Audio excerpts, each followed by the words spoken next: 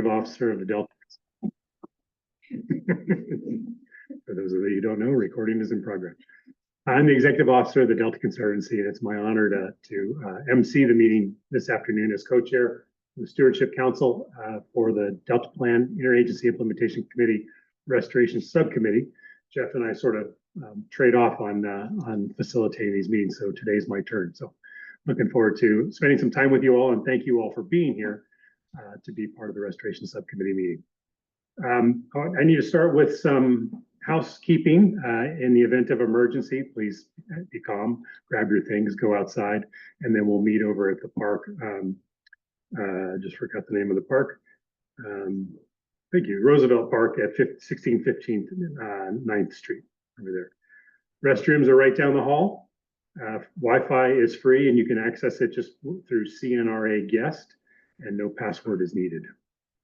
So this is an official public meeting, so I will be calling for public comments after every agenda item, but I also want to encourage participants just to engage in the conversation in sort of a more informal manner, but we will be calling for actual public comments.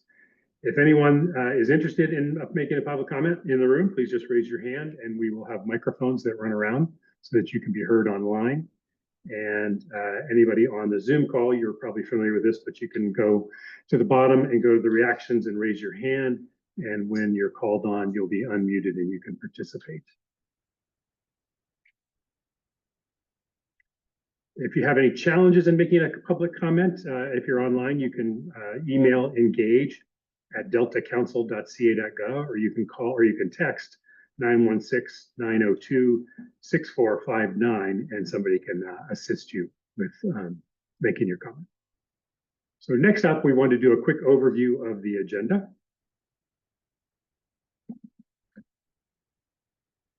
Great. We are now almost through number one.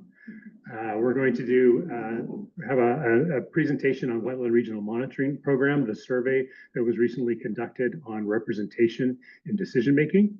We're going to have a presentation on accelerating restoration in the Sacramento Valley and beyond from sustainable conservation.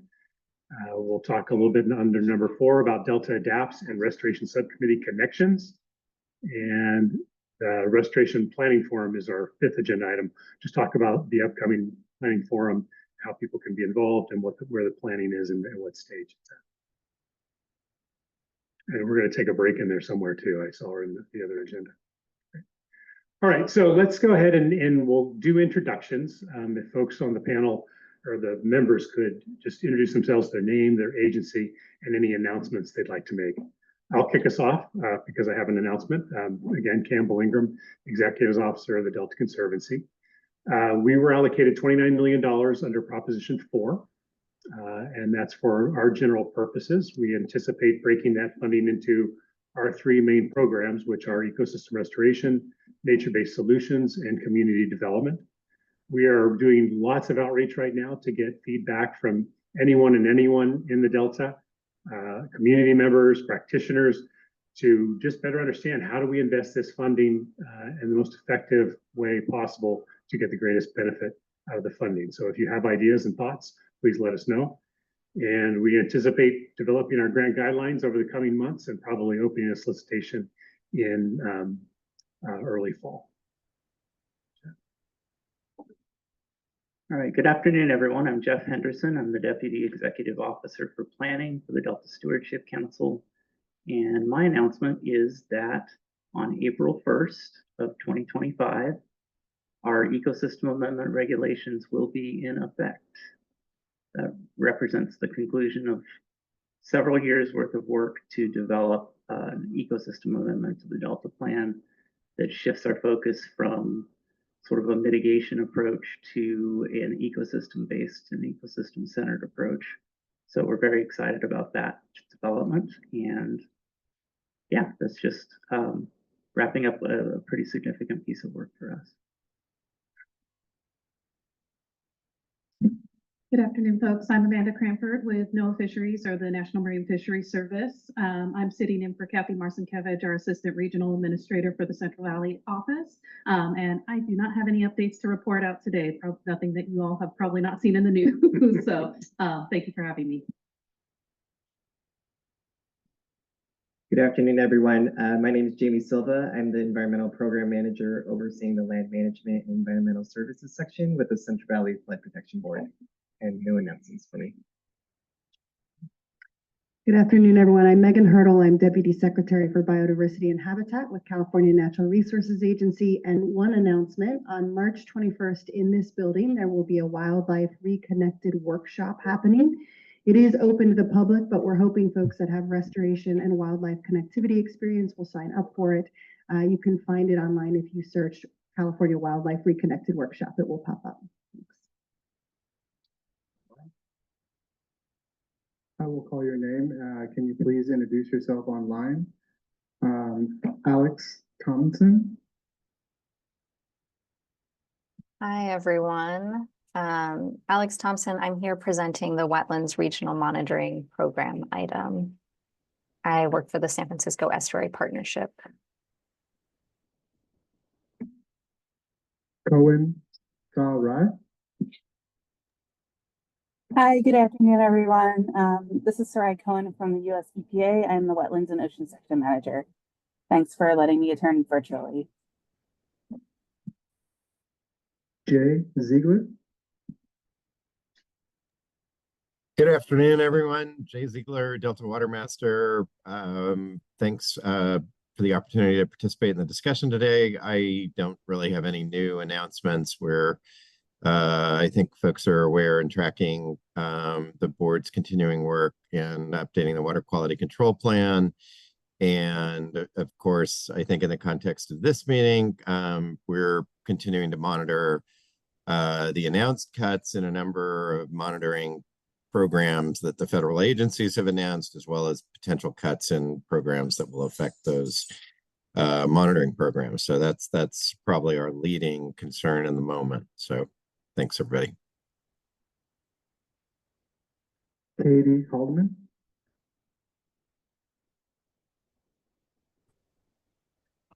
Hi, everyone. I'm Katie Haldeman, a project director with Sustainable Conservation, and you'll be hearing more from me later today about some important permitting tools that will hopefully help spend some of this Prop 4 money more efficiently.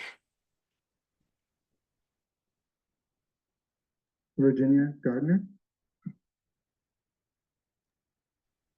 Good afternoon, folks. Virginia Gardner with the Delta Protection Commission. I'm here on behalf of our new interim executive director, Dan Ray.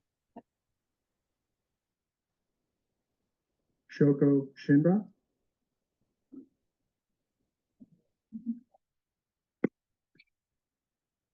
Shoko Shinbra.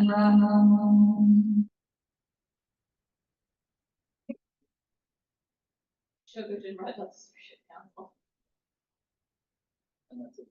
Great, thank you. All right, next we wanted to do a quick refresher on the purpose of and structure of the Restoration Subcommittee. I didn't start just by saying, welcome to the Delta Protection Interagency Implementation Committee Restoration Subcommittee meeting. So the purpose of the Restoration Subcommittee is really to identify and implement strategies for reducing barriers to landscape scale restoration and increase estuary-wide coordination, really by having the members of the DPIIC that are actively engaged in restoration come together regularly to focus on coordination, integration, and all, any way that we can all work together, better work together to have greater impact. Next slide. We're really structured in kind of three bins. We have the ability to put together subcommittees on key issues and task forces as any specific issues come up. And then we've also created a regular Delta forum where we take this out on the road, out into the Delta, and try to create a space and place for the Delta community to be able to come in and engage and better understand what restoration is planned, what is coming, and what's happening in the Delta. So get better community engagement. Next slide. All right, I thought you were going to throw something in there. How's that later? Okay. All right, so thank you everyone again for being here. Now I'd like to welcome Alex Thompson from San Francisco Estuary Partnership. Alex is with us virtually, and she's going to provide the presentation on the Wetland Region Monitoring Program and their representation in wetland decision-making survey that was recently provided. Oh, I missed any public comment on the first section? None in the room, online? Great, thank you. Boy, the first time and I already missed. All right. All right, Alex, thank you very much for being here. Please go ahead. Your slides are loaded. Great. Thank you, Campbell, and thanks everyone for having me here. Again, I'm Alex Thompson, an environmental scientist with the San Francisco Estuary Partnership and staff of the Wetlands Regional Monitoring Program. So I'm here today to ask you all to take this representation in wetland decision-making survey. This was developed by a number of us at the San Francisco Estuary Partnership, along with colleagues, including from our Wetlands Regional Monitoring Program, People in Wetlands Work Group. Could you go to the next slide, please? So this slide lists the developers of the survey and people who will have access to the data. Our People in Wetlands Work Group is a group of about 15 external experts, including social scientists and community members who helped provide guidance for this survey. So I'm here to give you all an overview of what this survey is and to answer any questions you might have about it, about the questions on the survey, the purpose or data. And then you'll be receiving a link to take the survey and the materials that are sent out after the meeting. For those who aren't familiar, I'll just say that the WRMP is the Wetlands Regional Monitoring Program. This is an effort co-managed by the San Francisco Estuary Partnership and San Francisco Estuary Institute to establish coordinated regional monitoring of tidal wetlands in the San Francisco Estuary to inform decision-making about future restoration and adaptive management, and also to inform regulatory needs. And our program is mostly focused on the lower estuary with interest in coordinating with the upper estuary. And this survey is actually collecting data for one of our indicators that spans the whole estuary. Next slide, please. So the survey is mainly to help us understand more about the groups that are involved in various aspects of decision-making about publicly funded tidal wetland restoration. We identified you all as people who are involved in these different aspects of decision-making, including project implementation, permitting, expert advisory input, funding, and monitoring. And we plan to repeat the survey every 3 to 5 years to track change over time. Next slide, please. This slide is just to give you a sense of what you'll be seeing in the survey. It includes questions about your background and organizational perspective, basically things that might inform the knowledge and perspective you bring to the types of decisions you make.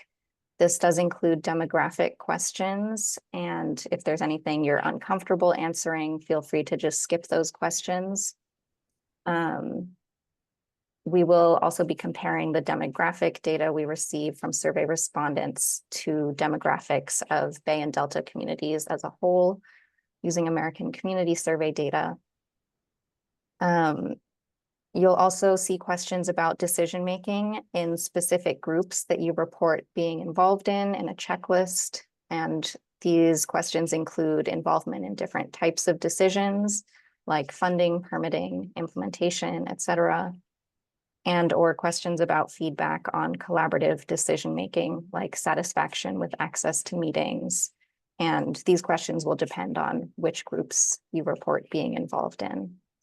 At the end, we also have a couple collaboration network questions, which are for social science research by Dr. Mark Lubell and Kira Gmoser-Daskalakis at UC Davis. And I want to mention that the survey and data management protocols have been approved by the State of California Health and Human Services Agency, Committee for the Protection of Human Subjects. Next slide, please. So we plan to have results, aggregated results shared on our website this summer or fall.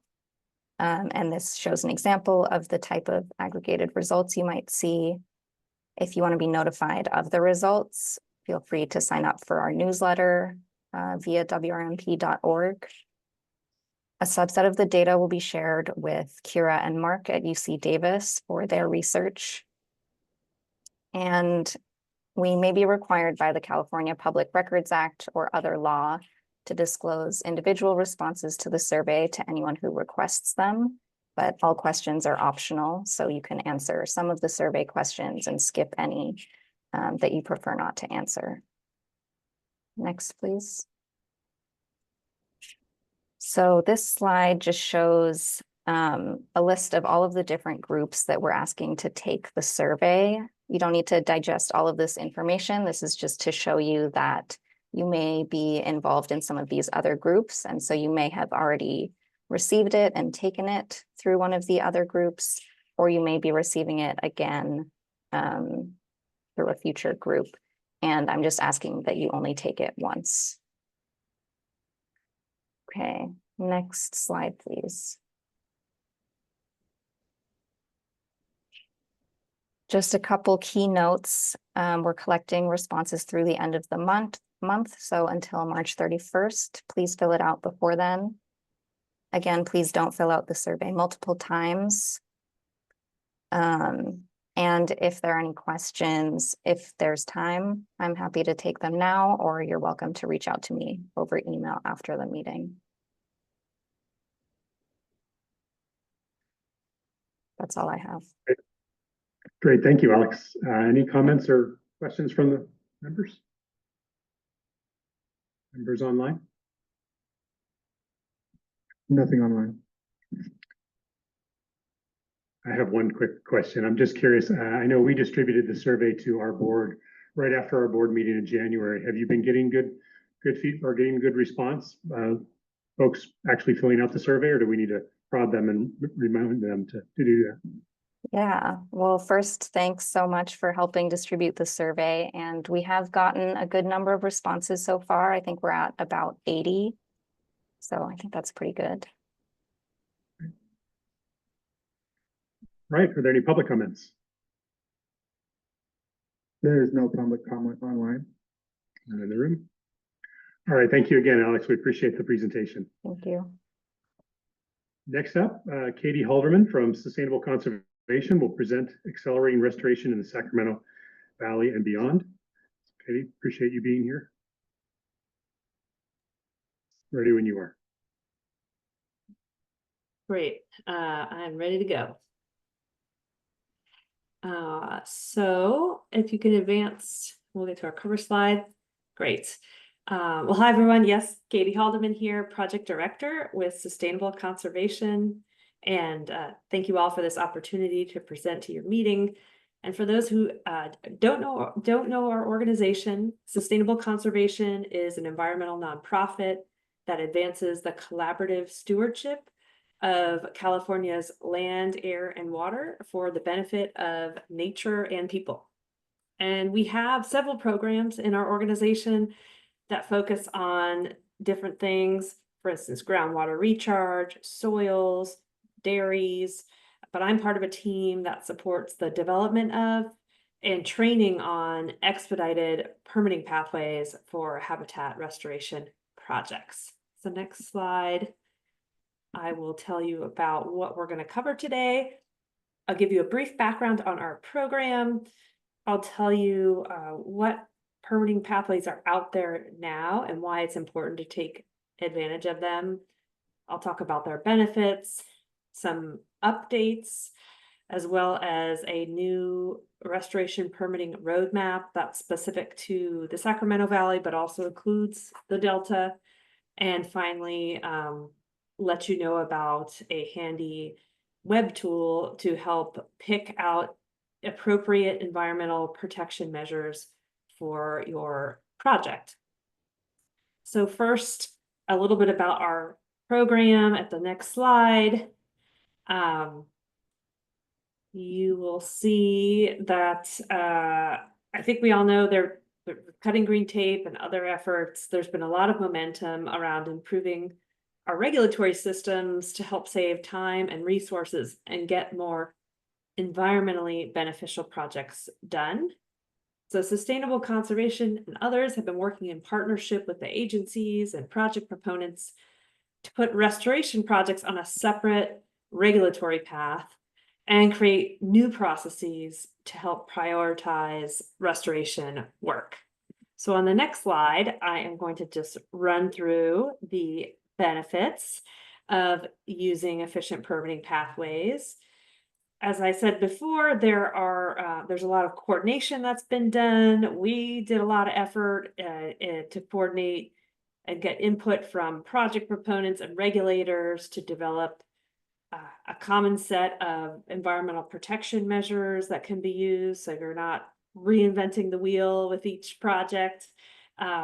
There's also more regulatory certainty because the agencies have had the time to explain what's expected of you all to get a project approved.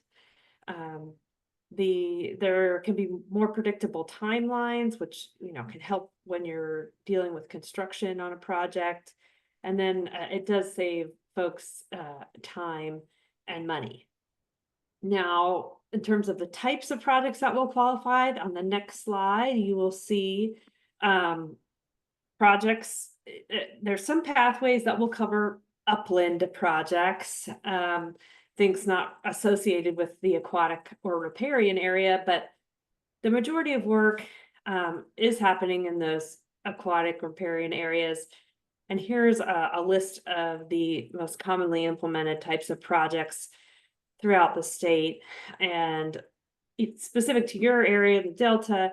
You're going to see things like floodplain restoration, enhancing salmonid habitat, tidal wetland restoration and enhancement, and more come up most frequently. And just for some frame of reference, you're probably familiar with the Lookout Slough project that's gotten a lot of press. It's a great project.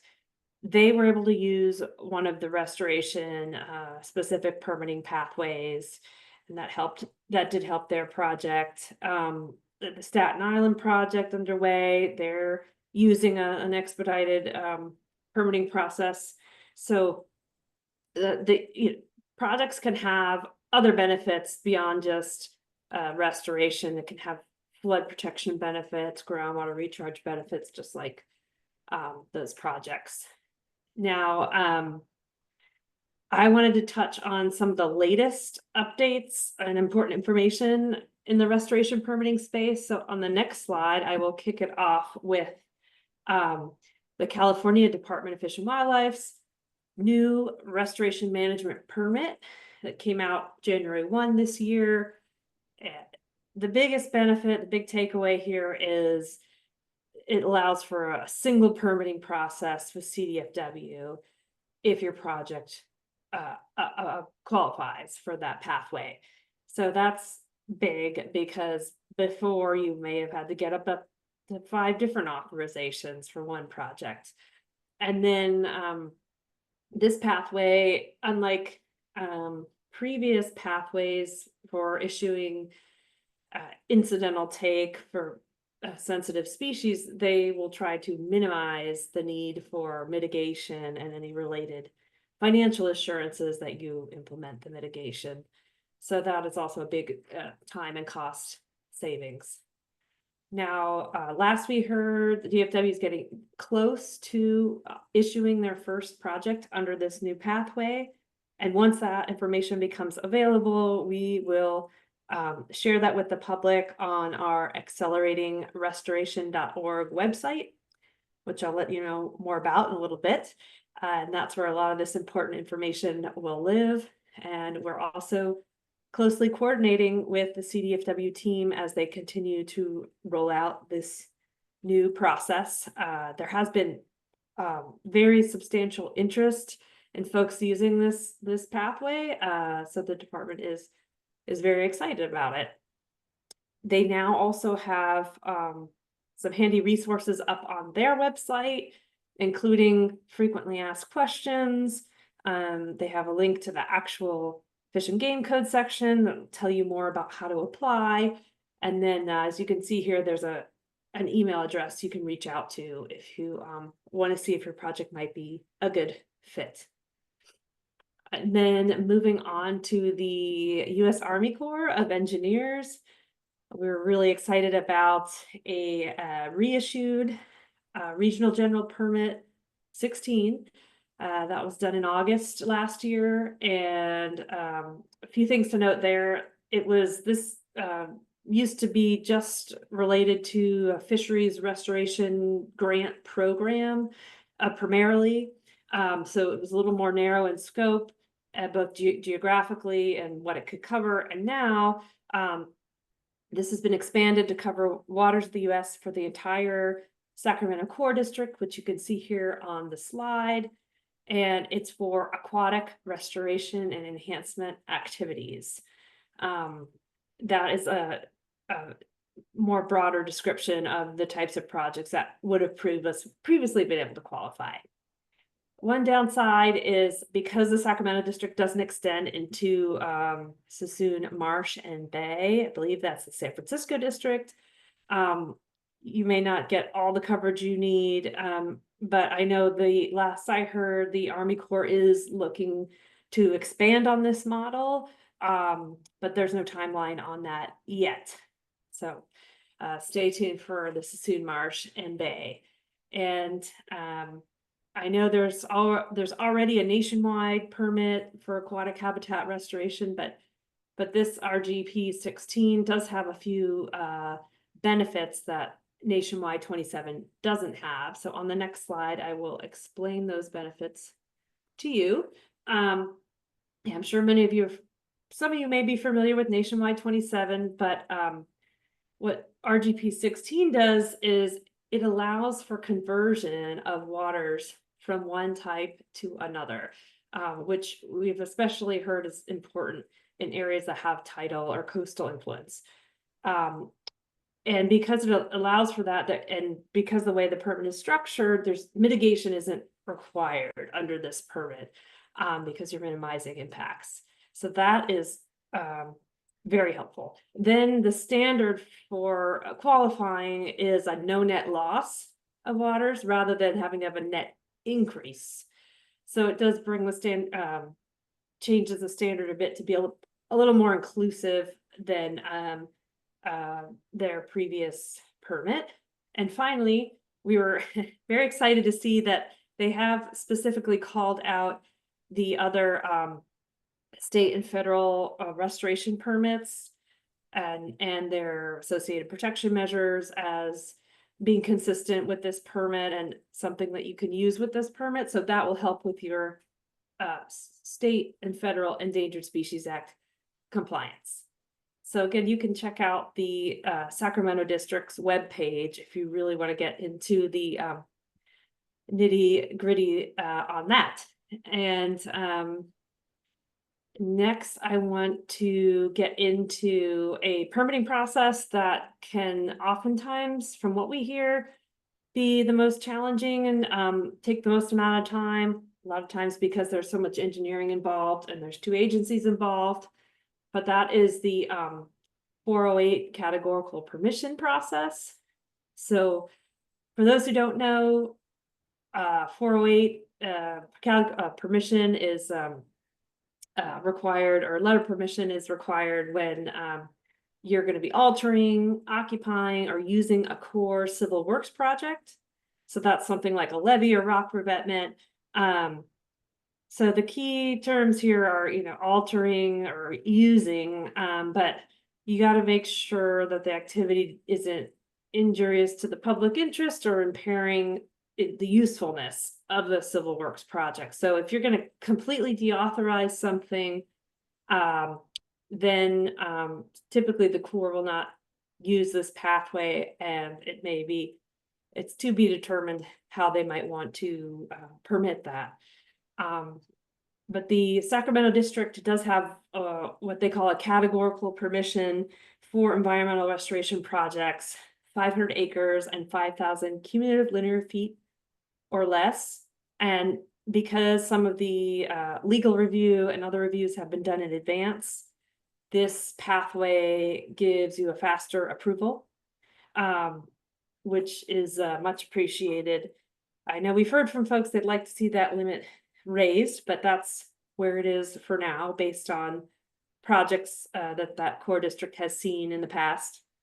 And then there are some other categorical permissions as well for different categories of projects, just so you know.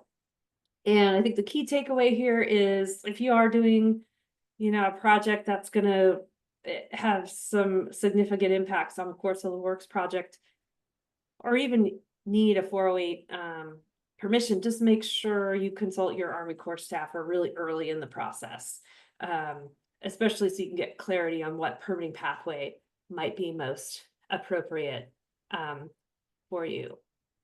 And from there, I just want to jump over to NOAA, who are longtime partners. So on the next slide, you'll see a couple maps up here. I tried to zoom in to that area between Sassoon Marsh and the Delta, and then on the left, and then on the right, you can see what's called the action area, or the area where the Central Valley office of NOAA Restoration Center works, and it kind of is right in between the Delta and Sassoon Marsh and Bay. But if you're working on that Central Valley side, on the right side, then you're going to want to reach out to Ruth Goodfield in the Sacramento office, and she's got access to a programmatic biological opinion, which is it's an approval written in advance, and it allows for faster coverage if you're going to be impacting salmonid species there. And some, just to update you on the Bay, San Francisco Bay side, it's the Central Coast office with NOAA, and they're in the process of renewing their programmatic biological opinion, and we're hoping it comes out sometime this year. I'm guessing maybe spring, summer, not sure, but we'll get the word out about that because there'll be some slight changes to what was previously in the consultation, and important things for you all to know. So I'll let you know how you can sign up for our email newsletter list so you can stay up to date with the latest developments in the permitting space. And then I will jump to the other agency in charge of federally endangered species. That's U.S. Fish and Wildlife Service. So again, actually, lots been happening. Really excited to report in February this year. The service, I guess they're so excited about this relatively newer consultation they have for restoration across the whole state. They did do a reinitiation and have included new species that are to make the document even more useful for more people. So they've added the western spadefoot, the northwestern and southwestern pond turtle, California spotted owl, and longfin smelt. So that means you would have incidental take included in your authorization under this programmatic, which significantly speeds up the review time. And they did also make a few other changes, which are great. Even though there is a process for any federal agency to be able to access this consultation and use it, they did specifically call out the Bureau of Reclamation as an additional what they call action agency or sort of player in this programmatic, as well as another office of NOAA Fisheries. So yeah, folks should definitely take advantage of this new consultation. Check it out. We've updated our website with the new information as well. Reach out to your local U.S. Fish and Wildlife staff person if you have questions or want to get started on that. And one of the best parts about using these programmatics is once you have a complete application, then the goal is for the regulators to give you an approval within 30 days. That's what they try to do. So previously, I think they have 135 or more. So right there, you're getting a huge time savings. And then also these protection measures in this document have been coordinated with the state and with also input from project proponents that do the work on the ground. So you have a great amount of coordination, and that's going to prevent you from having to renegotiate conditions at the federal and state level. Now, in terms of protection measures, I want to tell you about a tool that we've developed that will help you select what measures to put in your project application. So on the next slide, I have a screenshot of the web address for this tool. It's the Protection Measures Selection tool. And it's really handy because you can use a drop-down menus, input information about your project, like whether or not you will be dewatering, what species might be involved, and then for each restoration permitting pathway, it will spit out what the appropriate protection measures might be for your project. You can look those over and see if they make sense, and then it helps to include that. That will help you include it in your application package. There's also, of course, if you have some protection measures you've already negotiated or you have site constraints you're working under, you can propose alternate measures and work with your local staff person to get their buy-in on those. So that is an option, but here a lot of work has gone into making these measures, so folks should use them if they work for you.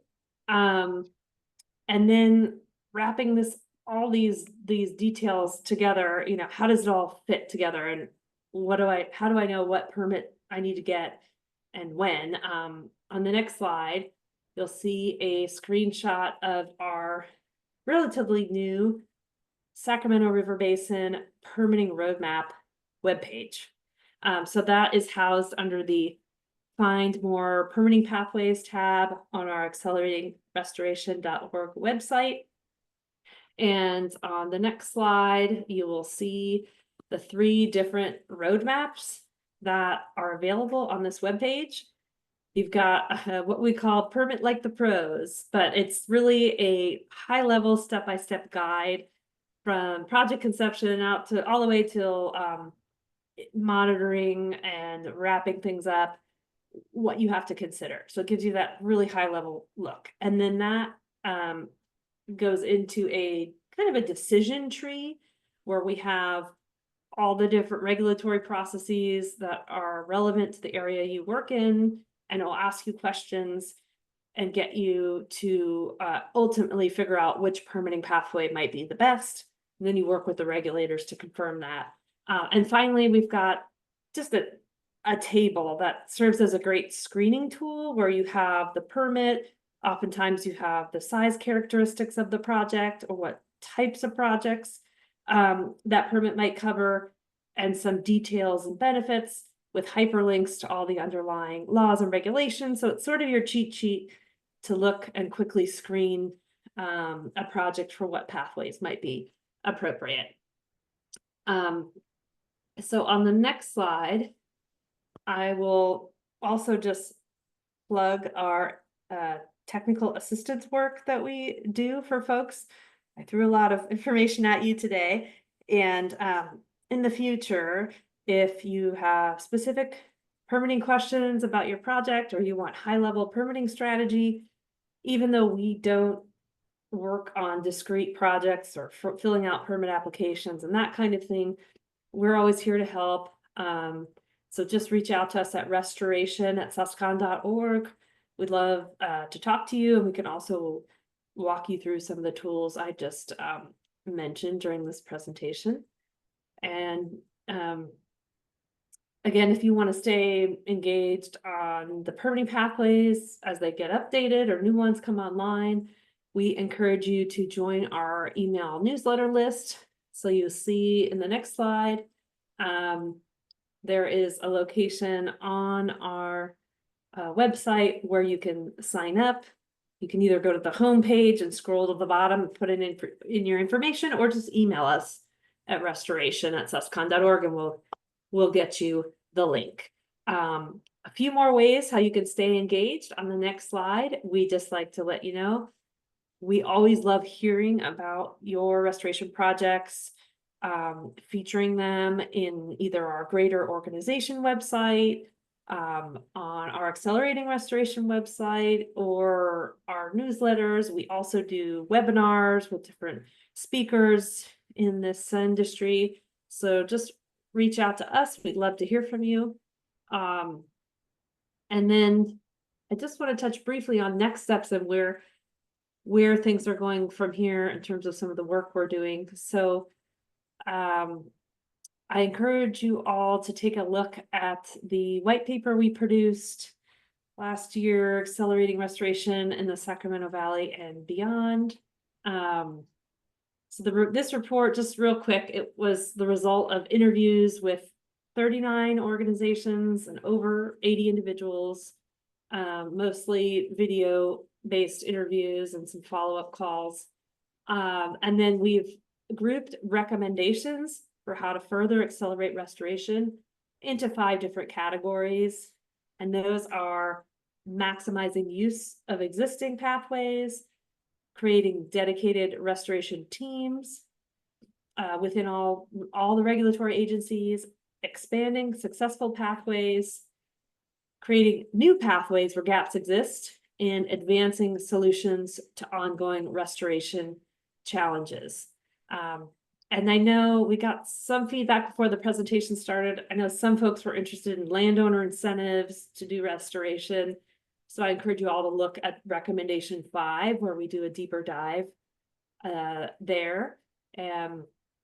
So we're currently working on implementing the highest priority recommendations from this report in partnership with the Resources Agency, also working with the Floodplain Forward Coalition. So yeah, please check this out. It'll be on our main suscon.org website. And with that, I just wanted to wrap up with a few things on the next slide. First, I'd like to thank the State Coastal Conservancy, who helps fund presentations and outreach work like this, as well as our private foundation and individual donors that help make this work possible. And then please use these new restoration permitting tools, resources that we have available that you can find on our acceleratingrestoration.org website. It's important now more than ever, as we're seeing, very drastic cuts, especially at the federal level. Folks are going to have to do more with less, and these tools will help them do that. And one more thing on a separate topic. I know some folks were interested in groundwater recharge and what's going on in that space. And that's not specific to our program, but I know there are mapping efforts underway and a lot of work has been done in that space. So I encourage you all to reach out to our recharge team, who's led by Aisha Marcel, and she can point you in the right direction or give you more information. And with that, thank you everybody for your time, and I'll welcome questions. Thank you, Katie. That was a great presentation. So much progress being made. Any thoughts or comments from panel members? Megan? Hi, Katie. This is Megan Hurdle. First of all, I just want to say thank you so much to you and Sustainable Conservation for being a leader in thinking about permit streamlining for a very long time, and for being one of the core groups that is working on cutting the green tape. Always great to see the progress that is being made. I did just want to mention that Sustainable Conservation and California Landscape Stewardship Network, along with CNRA, are hosting a series of technical webinars on cutting the green tape to help practitioners who want to understand what tools are out there and how they can be used. It's a series of 4 of them. The third one is coming up on March 27th from noon to 1. And this one is going to be project practitioners highlighting how they've packaged some of the tools that were referenced today to achieve projects going forward. The previous ones live on the 30 by 30 website. And Katie, following this great presentation about your accelerating restoration website, I'm wondering if we might be able to have these training resources live there as well. And happy to take that offline if that's a more appropriate place to follow up on it. But just a big thank you for the work that you all have done.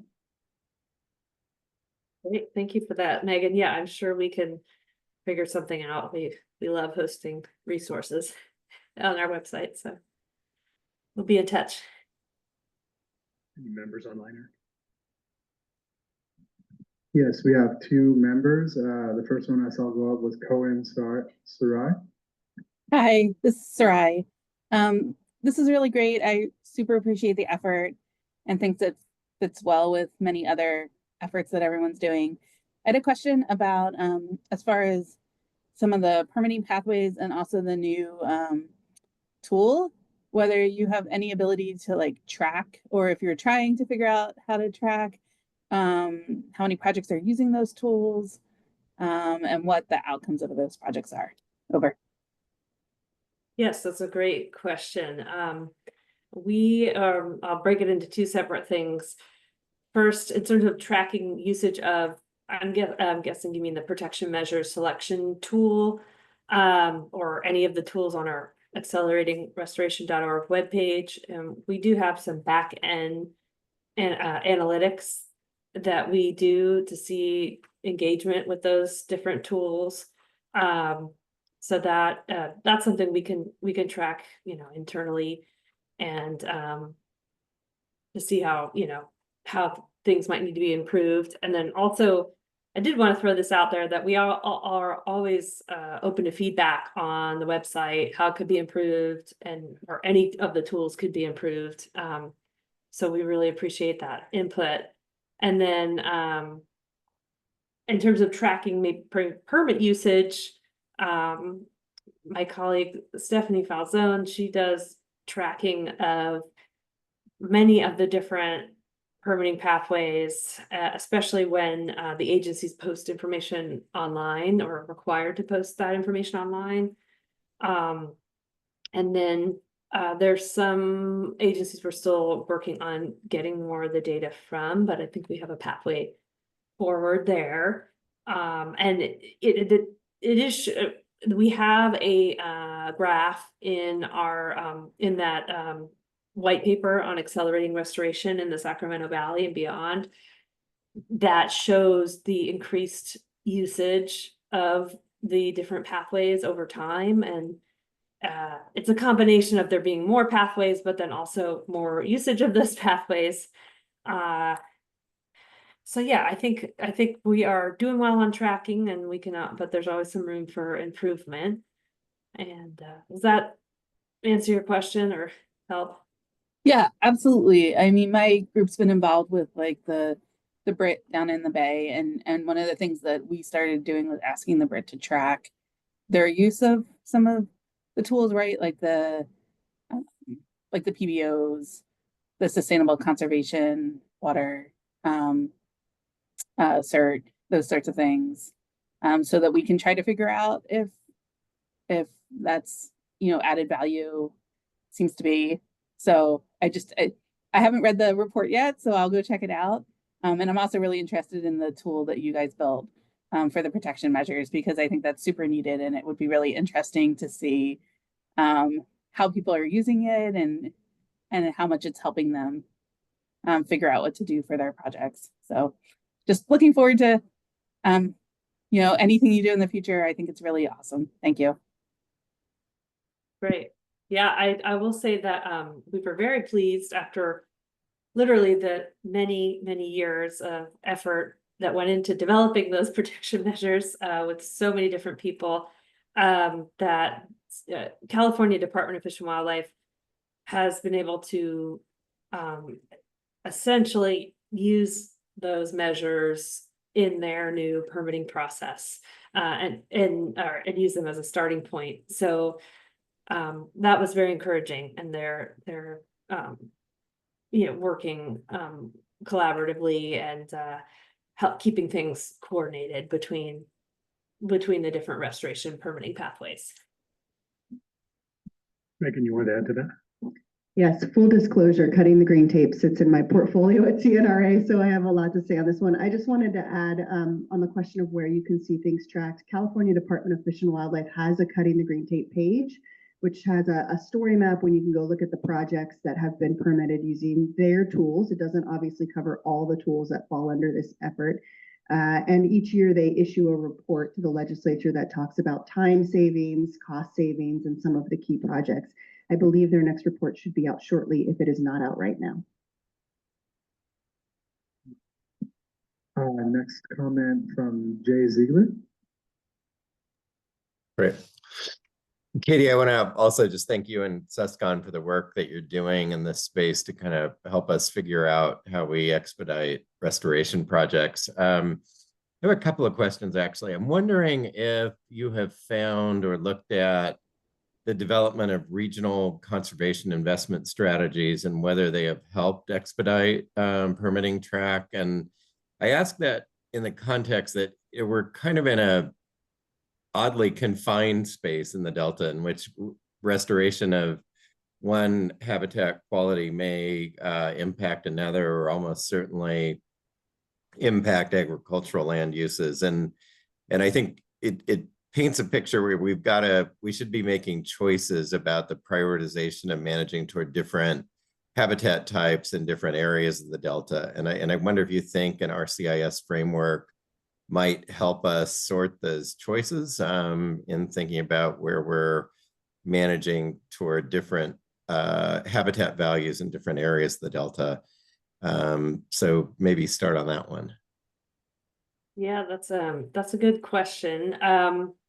I've been tracking the RCIS and the mitigation credit agreement process a bit, but haven't directly been involved in creating one so far. So I guess that's my disclaimer that I'm not entirely the expert, but it does seem, it is a conservation tool in the toolbox that has potential to be helpful. I'm thinking especially if you may need to be mitigating for impacts, because I know eventually you could get a mitigation credit agreement out of that process, and it could help speed things up there. Yeah, if you're working on a very, very large scale, like watershed scale, and trying to plan, it does seem like a useful planning tool. But of course, it does not come with permitting.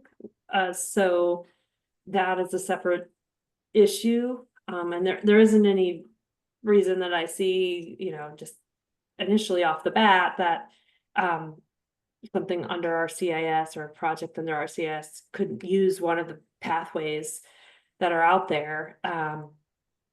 But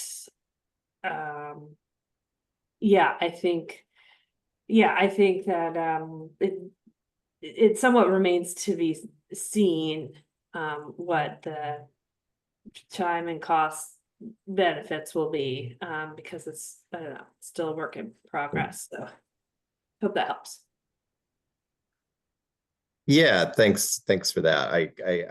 It just seems like we have some choices to make, and we should be managing towards certain values in different areas. And I think we need to think about the right toolkit to do that. I think a little more specifically, I think there's a pretty wide consensus across stakeholder groups about the need to have much more active channel maintenance to benefit water quality, circulation, channel capacity in the South Delta. I didn't hear you talk about a 401 permitting process, but I wonder if you have thoughts about approaching expedited routine maintenance permitting for that would have the potential to improve channel circulation in areas that we're increasingly seeing as capacity constrained in the Delta, and which would have beneficial effects for both flow and water quality conditions. And just wondering your thinking on that.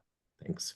Yeah, thanks. I didn't mention there is a statewide restoration general order that does 401 and waste discharge requirements that's out there, but that is the project types are more limited to it doesn't sound like that what you're talking about would fall under that general order. In creating something separate. If you could do things programmatically and you can create work with the water board to create some sort of to cover that and have the conditions specific to that type of activity, then there's generally benefits to be had from having sort of that programmatic approach in place. But that's not necessarily my area of expertise. But anytime you can do proactive, approach to permitting, then you'll definitely save time when you're going to do the work. Right. The San Francisco Bay has a framework for that, but it doesn't extend up into the legal delta. But yeah, may want to talk more about that. But yes, thanks for that. Edward Hard, I saw your hand up. Did you still want to provide a comment? Yes, thank you so much, Katie. Awesome presentation. I guess the question I had, this is Eddie Hard for State Parks, Boating and Waterways. You mentioned that the frameworks for these regulatory permits really are focused on restoration projects and enhancements. Has there been any consideration to look at the invasive species relative to the Delta plan as trying to lower the concentration of invasives in the Delta through, say, boating and waterways process, but looking at it as an enhancement for the overall Delta? And how would a program like the boating and waterways program fit within the constructs of what you outlined in your talk? Has there been any consideration for that? Because right now we are stuck because we have no biological opinions. We're likely going to have to do an HCP. And I'm very excited about the way you laid your presentation out, but I'm not sure how we fit within this because we're not a restoration project. But we are offering enhancements to, benefit Delta as place. Thank you. Thank you for that. And I believe, if I recall correctly, we may have been in touch with someone from your shop when we were developing, working with the water board to help develop their statewide restoration general order, which is for larger scale projects, and then also the U.S. Fish and Wildlife Service on their programmatic. And I know that the programmatics do allow for non-native invasive species removal, and even with Fish and Wildlife Service, they do allow the use of some herbicides, and based on what might commonly be used in California. So I would think to first start by looking at what's in the U.S. Fish and Wildlife Service statewide restoration programmatic under the invasive species removal project type and the different protection measures and activities that are covered, and see, if your activities could fit under there. And if you do need something more expansive, I mean, you could potentially use that as like a template or a starting point, and then modify it to meet your needs. But you would have to partner with, a federal agency if you wanted to be able to do that. Section 7, interagency process. So whatever agency you might work most closely with, you probably have to partner up with them. But there's nothing immediately on tap in that arena in our shop in terms of new pathways. So thank you so much. Yeah. There's one more comment, but I believe it's public comment. Okay. I have one quick question, Katie. This is Campbell again. As I mentioned earlier, we'll be opening our solicitation to fund restoration projects likely in the fall. And I envision our grant guidelines and or solicitation notice will include a paragraph that describes a lot of the progress that's been made in cutting the green tape and these tools that are available. I'm assuming the best way that we can direct people or direct our applicants would be to your website and then maybe to the CNRA website that has the technical assistance videos or the coverage. But are there any other resources that we should be, including to help people understand the breadth of all these tools that are available to them? Let's see that. Yeah, I really appreciate you linking folks to the website. I mean, even to the extent that folks get, gold stars or extra credit for using these pathways, that's always a good thing. And see it linking to CNRA's website as well. And CDFW has a website for cutting green tape, so they've got details on their website as well.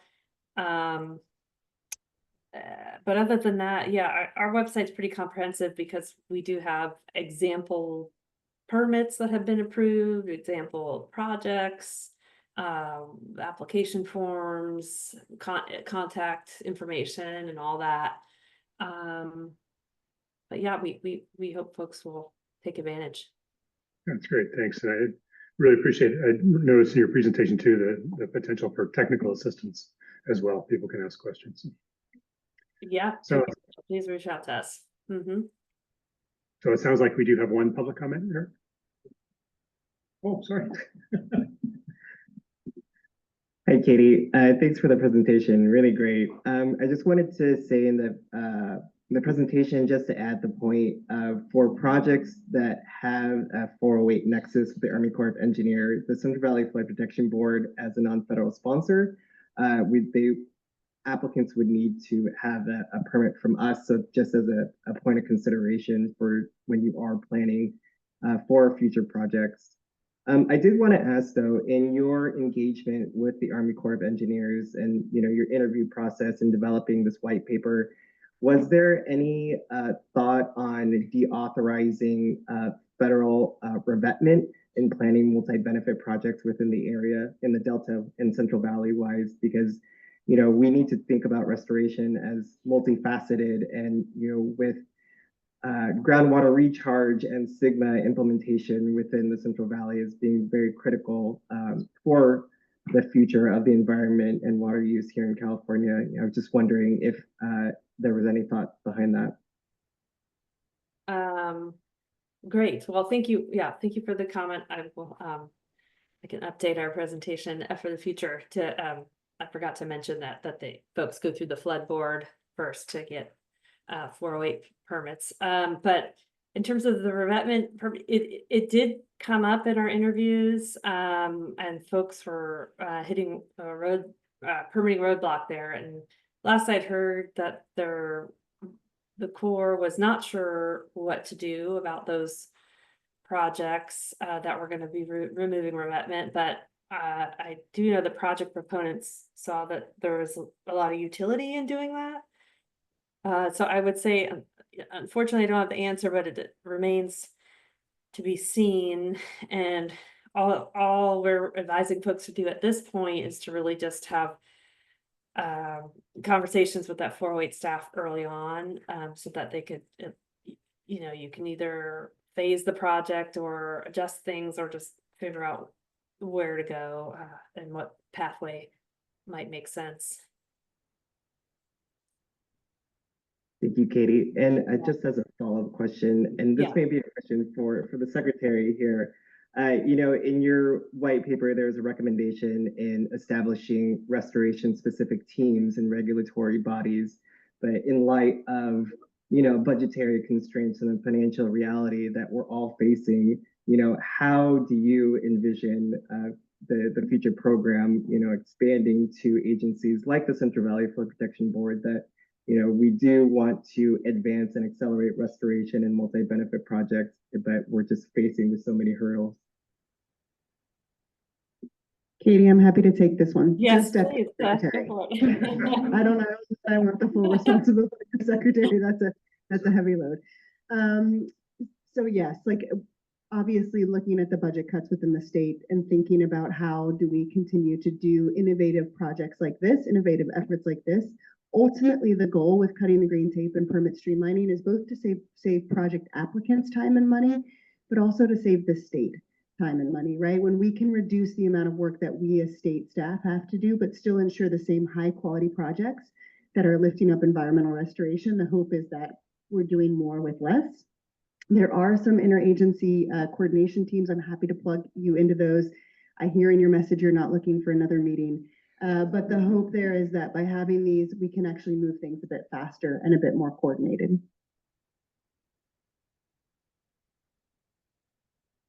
I've been informed that the person I thought was a public comment is actually a committee member. Cynthia, I'm going to move you over to panelist. Give me one moment.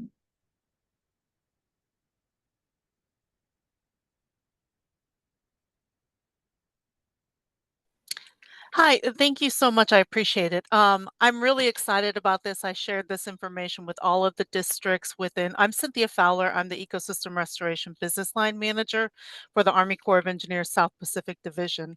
I shared this with all of my districts, but I did want to update you on the 408.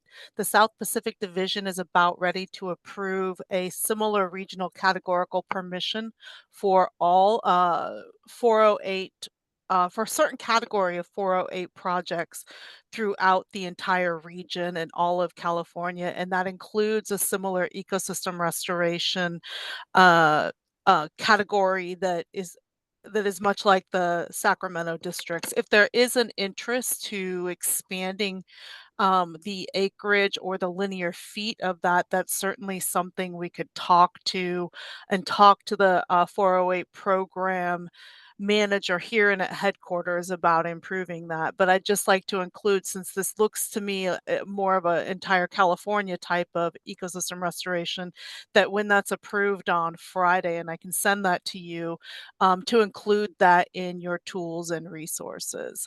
Again, this is really great work, and I'm really excited to leverage it for the Corps' ecosystem restoration projects. Over. Well, thank you. Yeah, we will look forward to seeing that, and we can update our website for sure.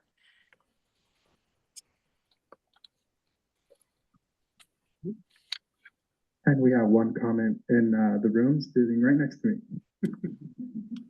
Hi, Katie. This is Rachel Wigginton with the Delta Conservancy. Thanks so much for your presentation. I was really interested in your all's white paper when it came out and looking at that list of recommendations. And since this is sort of, we're wrapping up here, I just wanted to throw it to you to, like, if there are any of those recommendations that you think are like particularly exciting that you want to share with this group, especially if you feel like there are some that could really be applied in the Delta, I'd be really interested to hear about it. Thank you. Sure. Let's see here. There's a few things, one for smaller scale projects, but still very important projects. The State Water Resources Control Board is currently working on updating their small habitat restoration order, which is also linked with CDFW's Habitat Restoration and Enhancement Act. Anyway, there's a 500 linear foot limit on that order. A lot of we did a big survey. A lot of folks for many years have been saying that is too limiting for projects, and so we hope that that can be changed, and I think you could get a lot more projects under there. I also think that doing training of agency staff, so that especially for new staff that come on, or where agencies have a lot of turnover, then getting them up to speed on how to use the different permitting pathways, and having videos and training material that they can rely on to keep that continuity, and as well as training project proponents and applicants. A lot of them are experts, but also can benefit from the type of information sharing and collaborative work that we do. So those are big. One thing that isn't it's not specifically spelled out in the report, but I could say that there is support for it in terms of the information we receive from interviews is somehow figuring out additional efficiencies with the flood board and the 408 permitting process with the Corps, because as I mentioned, or as the commenter mentioned, you first go to the flood board, the local maintaining agency, to get approval, and their approval can't be done until you have a 408 permission is issued. And so I know each agency is important, but there is that does feel like a bit of redundancy. And so if there's a way to delegate authority to the flood board or somehow just make some improvements there, or even some process improvements that will just fine tune the timelines, like having approvals contingent upon a 408 getting issued, something like that. I know 408 was big, and then I guess finally I would say the SHPO comes up a lot, and the challenge that it can be a bottleneck and challenging. So the more we can work on developing either programmatic approaches that can flex to the local conditions, or other or additional training materials and that kind of thing will help folks, I think, in the Delta and elsewhere. So those would be my kind of the most interesting things off the top of my head right now. No further public comment. Great. Well, Katie, thank you so much for the presentation and all your work at Sustainable Conservation. We really appreciate your time and the overview. Likewise, thank you. All right, next up, we're actually scheduled to take a very short 5-minute break. So let's be back here at 25 after 7 minutes. I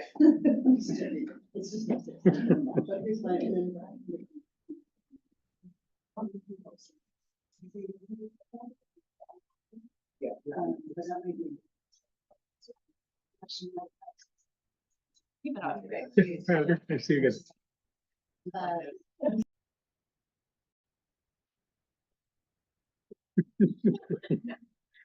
All right, great. Welcome back, everyone. First, I want to start. We've had our representative from the Department of Water Resources. Michelle, did you want to introduce yourself? Well, there you go. Okay. Hello, everyone. Michelle Jesperson with the Department of Water Resources, filling in for Charlotte Banks. Thanks for being here. Sure.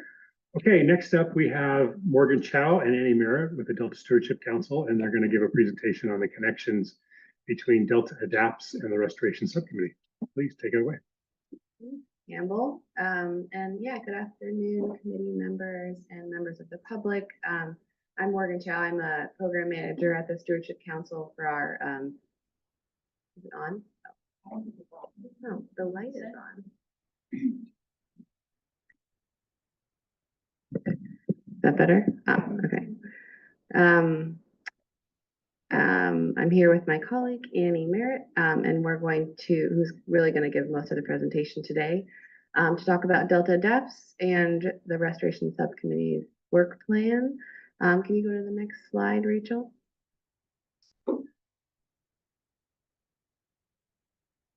So, yeah, you can go to the next slide if you want.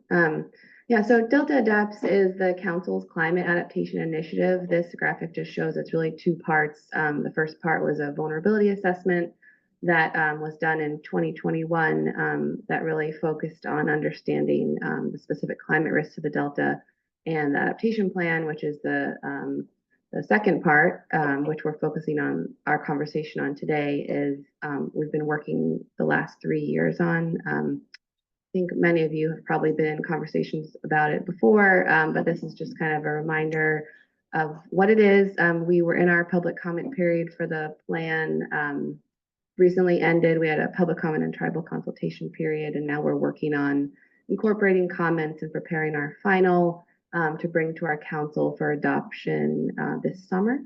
And we're really proud of how far we've come with a document and also just recognizing a lot of the progress that's happening, including some of which that was just discussed around expediting permitting pathways. And just noting that the council's leading this, but it's really a very broad and diverse effort, which we'll talk about some of the engagement. And that climate is really critical to our agency's mission. Next slide. So this graphic just shows a summary of our engagement over the last 3 years. To develop the strategies that are in the plan, we worked in 4 focus areas that we're calling them. Those are agriculture, flood risk reduction, ecosystem, and water supply reliability, and really working to integrate equity throughout all of them. For each of our strategies, we have a recommended lead agency, many of which participate in the subcommittee and the broader DPIIC group. And we also note where these strategies are aligned with it and go beyond at times our Delta plan as well as other existing plans. So today we're going to focus on the ecosystem strategies and then again, like crosswalking those with the restoration subcommittee's existing work plan. And we'll touch on a few ideas that we have for next steps for the work plan and for Delta DPIIC's implementation. So just a few highlights from the graphic. We began with our focus groups. We had one for each of those focus areas I mentioned. Many of the restoration subcommittee members participated in these, and then we had also an interdisciplinary work group, our stakeholder work group that met along the way as well. And then we did our best to really touch many other interests throughout the region in the development of the plan. So that's it for me for now. I'm going to pass it to Annie. Yeah, thanks, Morgan. Can everyone hear me? Seems like it. Yeah, so, and next slide, please. So, but before we start talking a little bit more about the Delta DPIIC's ecosystem strategies, and as Morgan noted, focusing on areas of overlap with the restoration subcommittee, I just wanted to give a quick kind of update and reminder about the Delta plan in chapter 4, which Jeff kind of alluded to earlier. But so our Delta DPIIC's ecosystem strategies are aligned with and really build from the Delta plan's chapter 4, which is focused on ecosystems. And that chapter was amended in June 2022. And it did a lot of things, has a lot of recommendations, a new policy, and some changes to the existing policies. And just a reminder for anyone who doesn't remember, the amended chapter 4 recommended creation of this subcommittee. And then, so for regulations, I would say the biggest thing to note is one entirely new policy was added. And this really requires project proponents to disclose their project's contribution to restoring ecosystem function, as well as its social benefits. So, and Jeff mentioned this earlier, those amended Delta Plan regulations will be going into effect on April 1st. So we just wanted to kind of start with that. So yeah, back to Delta DPIIC's. There are 4 Delta DPIIC's ecosystem strategies. Like all the strategies in the plan, each of those strategies has a bunch of supporting actions under those. So this slide is really just kind of a very high level about those strategies. So on the left, we have just a few example vulnerabilities to climate change. In the middle, those are the 4 strategies, just kind of in a summarized way. And on the right is just a few example supporting actions. And as Morgan noted, yeah, today we're really going to be focusing on areas of overlap with the Restoration Subcommittee's work plan to really get the conversation going about how we can work together to implement these shared priorities. And we're not really going to talk that much about all the other Delta DPIIC's ecosystem strategies today. Okay, next slide. So yeah, quick reminder, I'm not sure if Campbell mentioned this, but the Restoration Subcommittee work plan was adopted in 2022. And so yeah, so on to, again, the focus of this presentation. So we really see the key areas of overlap between the subcommittee's work plan and our Delta Adapt strategies as reducing regulatory burden for restoration projects, obviously a big topic that we talked a lot about today, funding and financing of Delta restoration, and then tribal engagement as well as community outreach and engagement, in Delta restoration. Okay, next slide. So first, talk a little bit about reducing regulatory burdens. So the subcommittee work plan has some very specific actions on this theme. So just a couple examples, the work plan has to identify regulatory challenges to restoration and potential solutions to those challenges. And it does mention including working to increase the use of tools such as cutting the green tape and other related tools that a lot of them we just heard about. It calls for identifying key opportunities for streamlining the restoration permitting process in the Delta. And then Delta Adapts, we have several related actions on this theme. So again, Delta Adapts calls for streamlining environmental review and permitting for restoration projects in this region. We recommend preparing program level environmental documentation for restoration programs when that's possible. And just as another example, we call for developing a regional permitting approach for facilitating multi-benefit projects. And yeah, using, as we say, using established permitting mechanisms such as habitat conservation plans and regional conservation investment strategies to really help coordinate the permit approval process. And of course, all of this should really build from and use lessons learned from the many existing efforts already underway to reduce burdens, which again, we've heard a lot about that today already. Okay, next slide. So shifting gears to funding. Of course, funding is a big challenge for everything, including restoration in the Delta.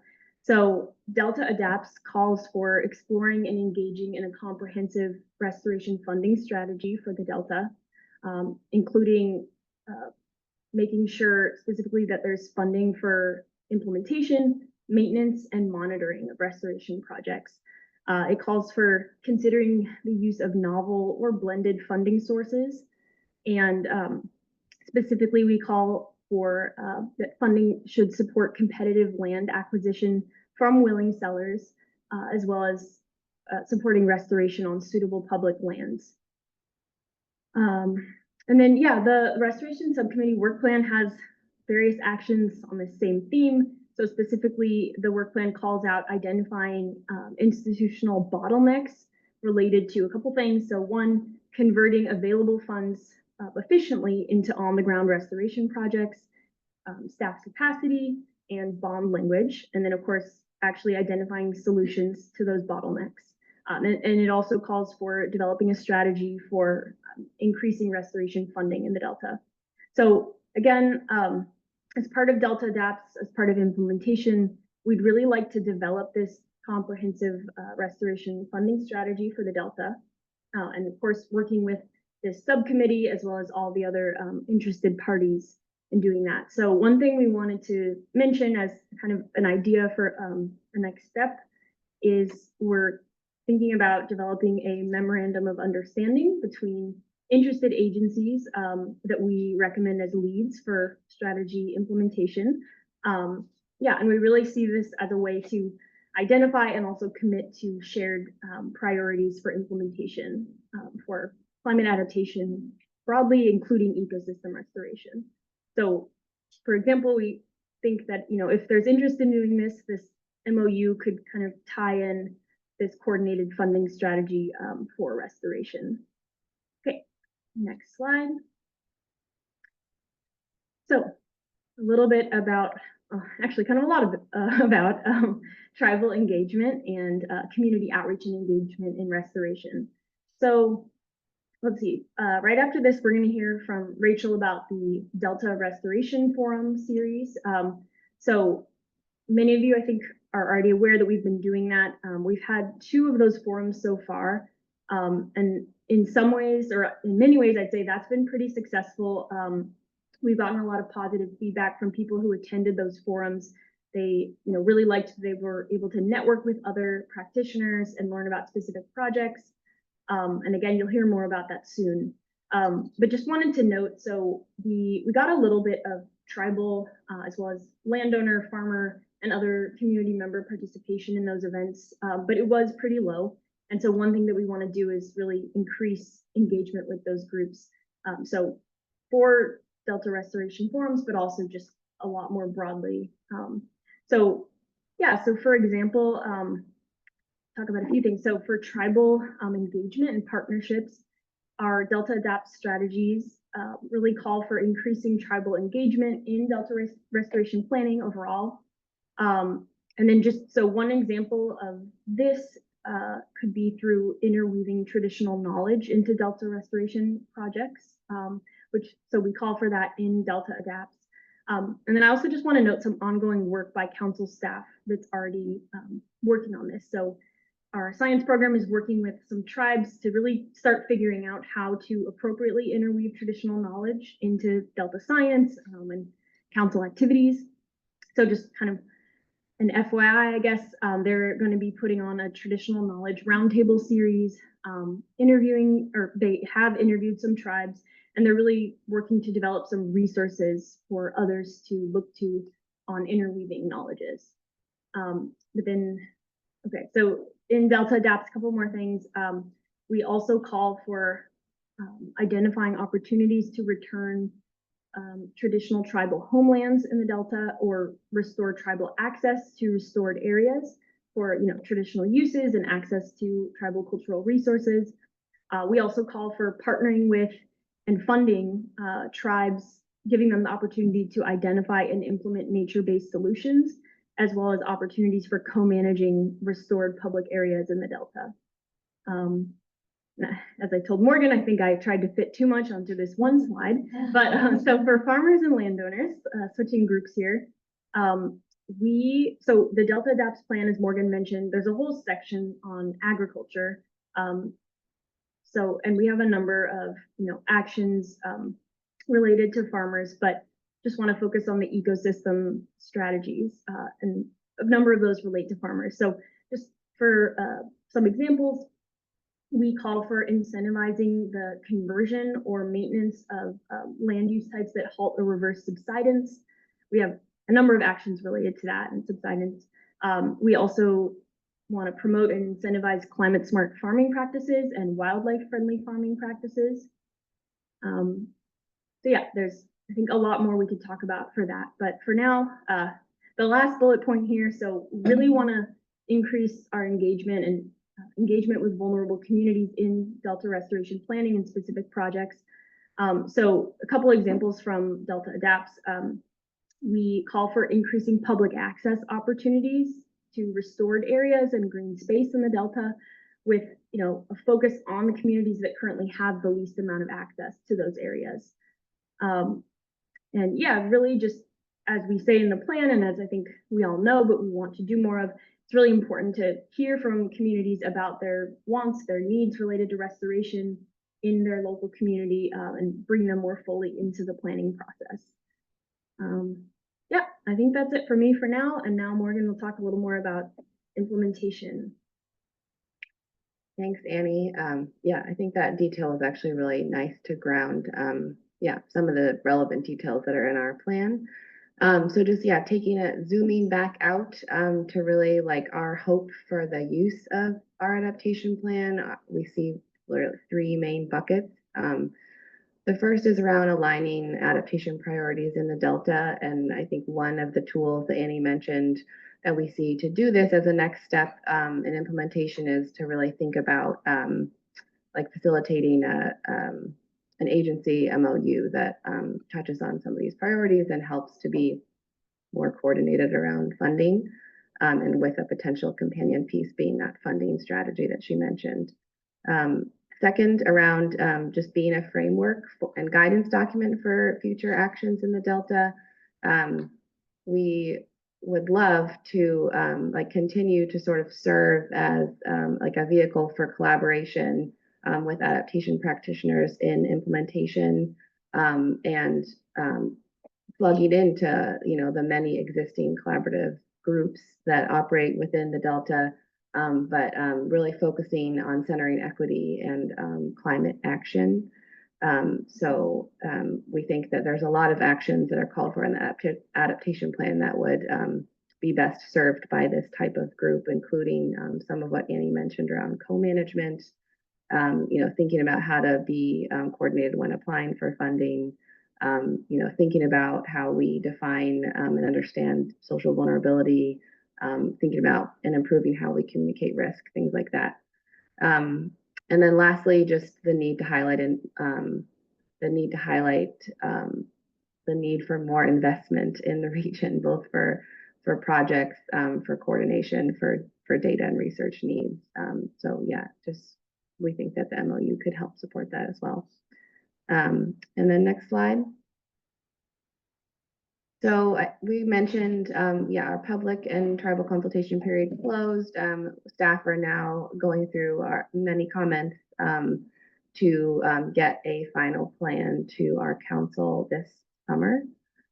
We've been also just going to pretty much as many meetings and community events as we're invited to share, what's in the plan, what do people want to see in implementation, and taking stock of that.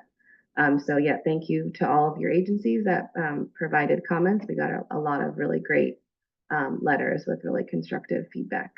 And this is just a screenshot on the right that shows some of the future materials we would like to prepare to be useful for the many entities that are called out in our plan. So this is like an early draft idea of what will become an online dashboard for all of the leads and partners that are called out in our plan to really sort of understand and track the actions that are proposed within all of our different strategies.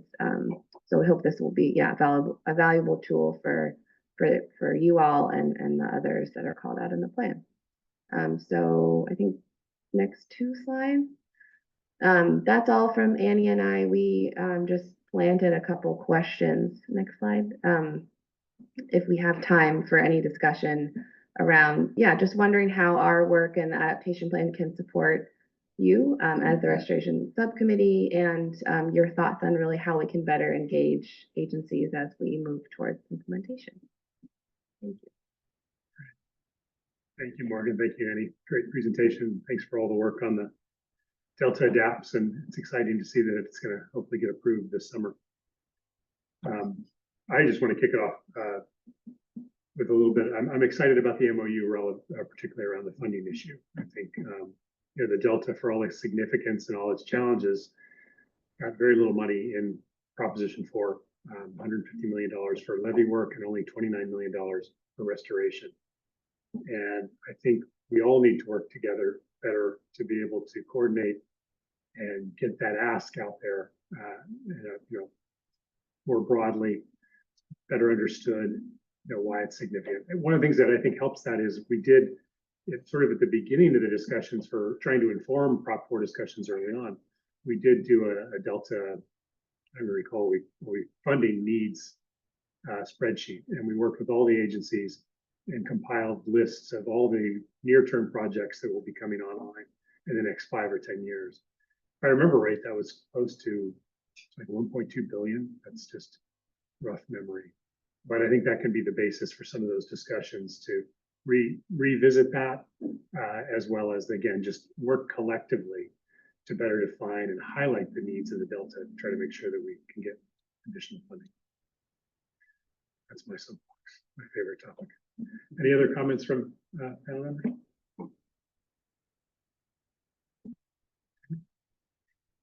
I would just say that the open houses that you had coordinated with for Delta Adapts, just opening it up to anyone to provide feedback, I thought that was really useful.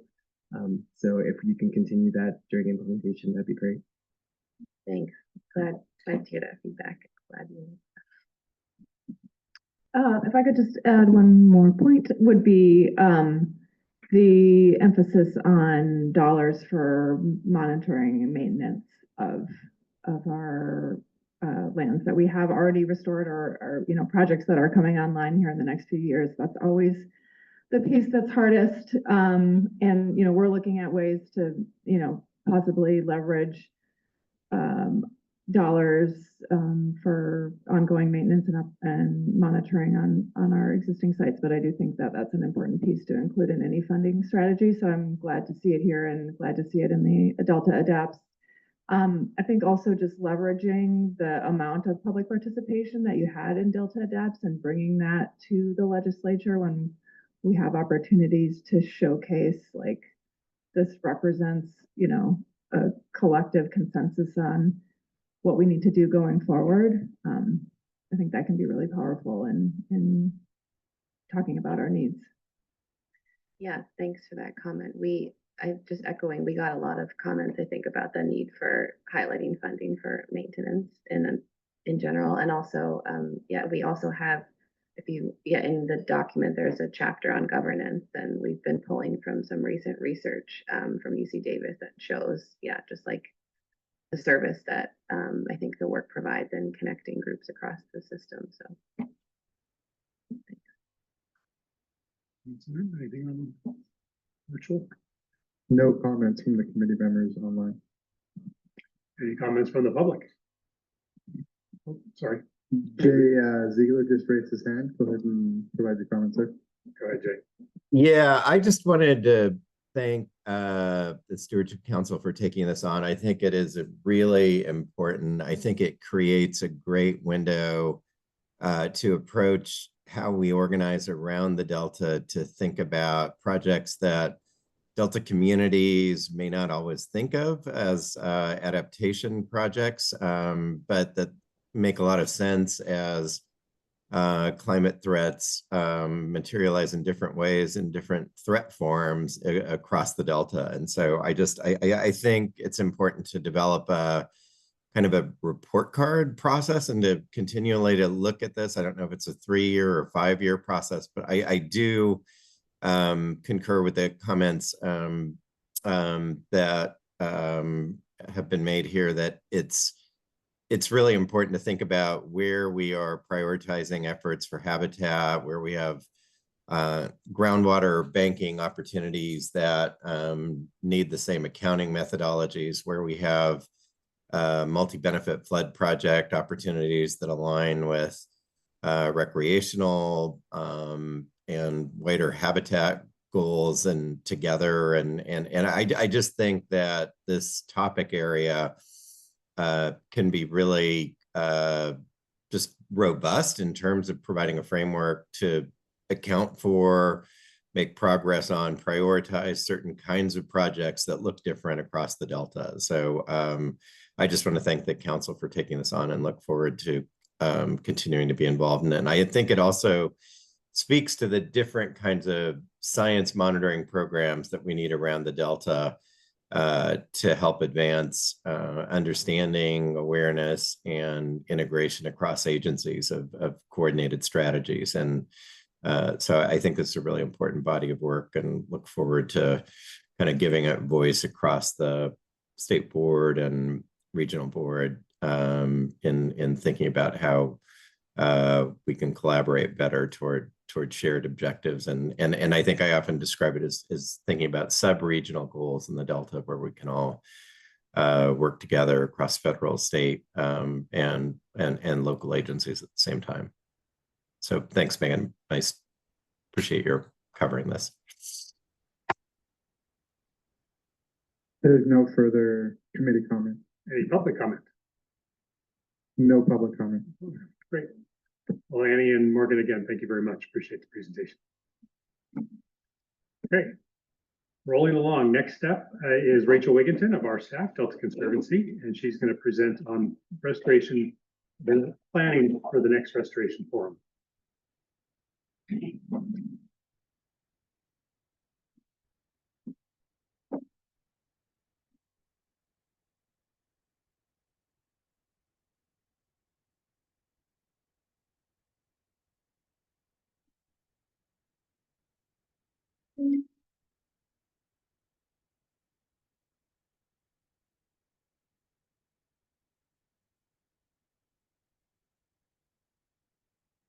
I forgot my nameplate. All right, I think I've transported myself into the hot seat here. So good afternoon, everyone. My name is Rachel Wigginton. I'm Senior Environmental Scientist at the Delta Conservancy, and I'm excited to update you all on the planning for our Delta Restoration Forum series that Annie mentioned earlier. So be giving a little bit more detail about that during this agenda item. So I just wanted to give a brief reminder that the subcommittee's work plan that Annie was just referencing in the previous conversation does call for us to provide a forum for community participation in restoration efforts. And specifically, Goal 1, Objective 2 calls for a community forum where folks can come together to discuss current restoration efforts and also to discuss community concerns. And we have held 2 of these forums so far. The first took place in winter of 2023, and the second took place in fall of 2023. And we are currently underway in our planning for the 3rd Restoration Forum, which is scheduled for May 1st of this year, which feels like it's just right around the corner at this point. So a little bit of background on, I was clicking so well for others. So a little bit of background on the restoration forums that took place in 2023, just to give you some context for how we're updating and iterating for each implementation of the forum to try to make things work a little bit better. So in 2023, those 2 forums, we really had several key goals that included reviewing the ecosystem amendment and making sure that people knew about that work, and also about the study that was looking at restoration progress so far in the Delta and Sassoon Marsh. We also wanted to give an opportunity for discussion of opportunities for implementing restoration in the future, and an ability for folks to come together and start to build relationships that went across different sectors and groups within the restoration community. And finally, we had an ongoing goal of gathering feedback at each of the forums so that we could improve the forum series as we went along. So with those goals in mind, we moved forward with our first forum in February of 2023. So this was a hybrid event that took place at the Delta Conservancy's office in West Sacramento. And our high attendance number there of 146 folks in attendance, I think really reflects that hybrid format. But we did also have quite a few folks in person. We really filled up our meeting space at the Delta Conservancy. And as you can see in this graphic, we had a lot of different sectors represented at our first forum. We had a lot of participation from state agencies, which I think makes sense given the connection with the DPIIC. But we also had a lot of folks that were consultants in the restoration sphere in the Delta, as well as local government, federal government, but then also quite a few folks that identified as members of the Delta community. In the format of this first forum, we began with some presentations, so sort of standing at the front of the room talking type of presentations, again, focused on sharing information about Chapter 4 amendments and restoration progress to date. But then also that was soon after the Restoration Subcommittee came online. So we also wanted to tell a little bit about who we were and what the thinking behind the Restoration Forum series was. We moved from those talking presentations, which were recorded and posted on YouTube, and that YouTube video has actually been viewed over 100 times. So it's quite a few clicks, I think, for a YouTube video like that. We moved into some facilitated group conversations where we brought everybody together in small groups to talk about how best to implement restoration going forward in the Delta and Sassoon Marsh. And we produced over 40 pages of notes that really summarized the feedback that we got from this wide group of attendees. And I think that really informed some of our thinking about what types of projects we wanted to bring to future forums. And then after those facilitated group conversations, we had an open house mingling opportunity where we had about 10 different government programs, specific projects, and funding programs represented at this open house. So we really felt good after this first restoration forum. It was early 2023, so people were still masking. So it was a big chance to come back together and get this thing started. But we did get some really useful feedback after that first forum. One of the main things that we heard was that folks wanted a bigger focus on specific projects and programs that were going on. That was the sort of information they found most valuable, and that they were less interested in those sort of formal, from the front of the room style presentations. And we also got a little feedback on just the specific location, with a desire to hold the next forum in a location that was more central inside of the Delta. So given that feedback, we moved forward with a second restoration forum in November of 2023. And this was an all in-person event that we hosted at the Ride Hotel in Walnut Grove. In this graphic, you can see that we had 67 in-person attendees across the course of the evening. Again, a big contingency of those folks are from state agencies, consultants, quite a few nonprofit individuals there. But we also still had some community members, some Delta growers, some members of federal agencies, so a pretty wide swath of folks. And this second forum was a complete open house style format. So we invited the participants that wanted to share information about their projects or programs to develop posters or some other type of materials to help share that information with the attendees. And then the attendees could just come anytime throughout the evening, peruse those posters, informally network and make connections and learn about restoration in the Delta and Sassoon Marsh. And we felt like we had a good representation of different types of presenters and projects at the second forum. So we had 17 presenters covering over 20 projects or programs. And you can see in this graphic that we had many different types of organizations present. And one of the bits of feedback we got from our planning committee was to include things that weren't necessarily traditional restoration projects. So we invited programs like the Nature Conservancy's Bird Returns program, which is a habitat augmentation style program. And we also invited the Center for Land-Based Learning to come and talk about their environmental education program, because environmental education was a big theme from those structured group conversations in the first restoration forum. So we invited all these folks to come, and they did provide their materials to us. So we compiled those into a digital mural board. So all this information was available, even to folks who weren't able to come in person in November. And again, we had a feedback survey after this November forum. And one of the main things we heard loud and clear, as Annie also mentioned, is that networking opportunity and chance to just get together in the same room was really valuable to all the folks who attended the November forum. But it was almost like we went a little bit too far in the no structure direction. So we did have an abstract book that listed everybody that was present. But I think just because it was quite crowded, folks might have missed that abstract book. And so some people didn't feel like they were able to understand who all was present.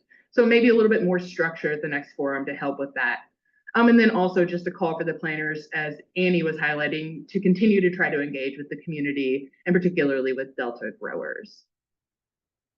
So with this feedback in mind, we have tweaked our goals for the 2025 Restoration Forum. And you see these updated goals here. So first, we really want to share knowledge and build capacity in order to advance restoration, but also to solve problems that come up as we're trying to implement those restoration projects.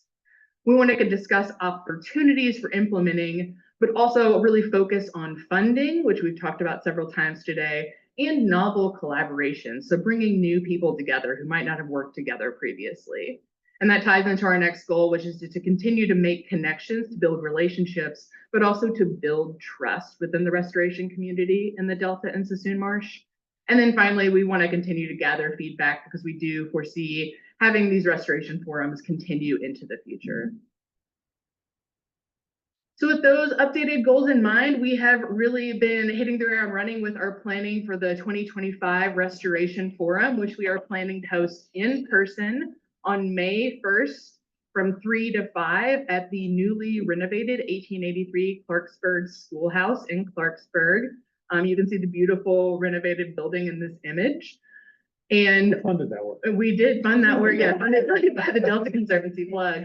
And so our goal with the format in this next iteration of the Restoration Forum is to have about an hour of an open house at the start of the forum with some little bit of structured networking. So we've been throwing different ideas around, but things like having a bingo cards and trying to find, you know, someone who's working on a tidal wetland restoration, someone who's a Delta community member, just to really encourage folks to break out of the networks that they already have and meet some new people. And then after about an hour, we're going to have a series of selected rapid talks, so thinking 5 minutes or less, and choosing a few talks that highlight the different types of projects that we have brought into the forum. So for example, we might say, you know, Dylan Chappell is here to give a rapid talk about a tidal wetland restoration project. And here are the other 5 individuals in the room who are representing tidal wetland restoration projects. So orienting people a little bit to who's present, but then also giving at least one project a chance to really highlight their work and make some really strong connections. And then at 5 p.m., we are going to walk across the street. There is a nice restaurant across the street, DPIIC by Forrester, and we will have a informal no host happy hour at that location. And there's not as much room inside of the renovated schoolhouse as in the Ride Hotel. So we're not planning for everyone to bring a poster. Instead, we're going to encourage them to bring things like handouts and one-pagers that you can easily bring across the street. And that way that informal networking can continue after the end of the forum at 5 p.m. And we're really happy to announce that registration is now open for the May forum. So we have a save the date flyer that is available online. And there will be, I think, some more communications coming out about this. So one thing we really wanted to plug was to encourage members of the subcommittee to attend the forum and also to share broadly the, oh yeah, Elizabeth brought some of the flyers. Thank you so much. So yeah, please consider attending, but then also please share this broadly with your networks. We would love to see, you know, some new individuals coming into the community that we're building. So with that, I'd just like to take a moment to say thank you to the members of the planning committee that have really helped to breathe some like interesting ideas into the forum series. And also the staff at the Council of the Conservancy are helping make this possible. And then I wanted to have a moment to take any questions you might have before I have some questions that we had for you all as well. So I could bring those up too if that's okay. So we just had a few questions for the subcommittee, but then also for other folks that are in attendance. If you have feedback, feel free to share. So the first is we are doing these invitations for presenters at the forum. So if you have suggestions of projects or individuals you think we should be in contact with, either for this forum or future forums, we'd be really interested to hear. Also, if you've had really good experiences with some sort of structured networking activity, something that you found engaging and helped you meet new people, we'd love to hear about that. And then also if your agency or organization is interested in being part of that planning team for this forum or for future forums, we'd be interested to hear that. But of course, any general feedback or questions you have, we also welcome. Great, thank you so much, Rachel. Any questions or comments from the panel members? Megan. First, just congratulations. It's been a really thoughtful approach to these, and I love how each time you've taken feedback and adjusted and tried to make it really interactive and meet the needs of the community and the environment. So congratulations. On suggestions for projects, programs, or individuals, it would be great if we could include a mitigation component as the type of restorations that are being done. There's quite a few good examples in the Delta proper that could be added there. It also gets to the point that was discussed earlier under the Delta Adapts of bringing in other types of funding to be able to achieve ecosystem and restoration goals. And given funding cutbacks at the federal and potentially state level, Proposition 4 aside, I think working more closely with our private partners is a real great opportunity. Yeah, building on that, I would suggest inviting associations like CalIRBA in terms of mitigation banking, as well as CERCAL, the California Society of Ecological Restoration. They do really great work. It would be really great to see if we can have a speaker or invited from the Floodplain Forward Coalition, or even just within the MOU party that was signed back in October. So. Thank you. I just want to highlight that Elizabeth Brasati is the lead author on a poster at the upcoming SurCal conference, where we are going to be highlighting the work of the Restoration Subcommittee. And I think there's quite a focus on that poster for the forum series. So, but a great idea to reach out to that membership specifically.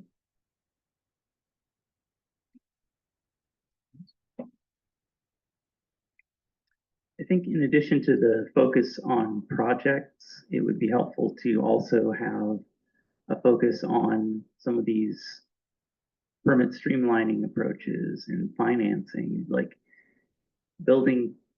Yes, we'll talk about projects and we'll talk about lessons learned on projects, but we also can use this as an opportunity to get the word further out about some of these funding and streamlining opportunities, I think. Yeah, I think that's a great suggestion. At the November forum, we did have Cutting the Green Tape team in attendance, but I think it's the point well taken that we should be broadening that out to include like the Water Board State Restoration General Order, perhaps, or some of the other groups that we talked about earlier today. Members online? There's no comment from members online. I just want to, again, thanks for the planning on this. I think this is just incredibly important. For 15 years, we've heard from the Delta community that they don't know what restoration is happening, how it could affect them in the future. And we've heard from the practitioners that just getting together and better understanding what each other are working on is really, really important. So I just find this particularly helpful and valuable in all of our work. So I really want to encourage the members to encourage their staff to participate and make sure that your projects are actually, in the mix and highlighted so that it helps everyone just better understand everything that's going on in the Delta. Any public comments? There's no public comment. Great. Thank you very much. Which that then brings us to just general public comments for the good of the order.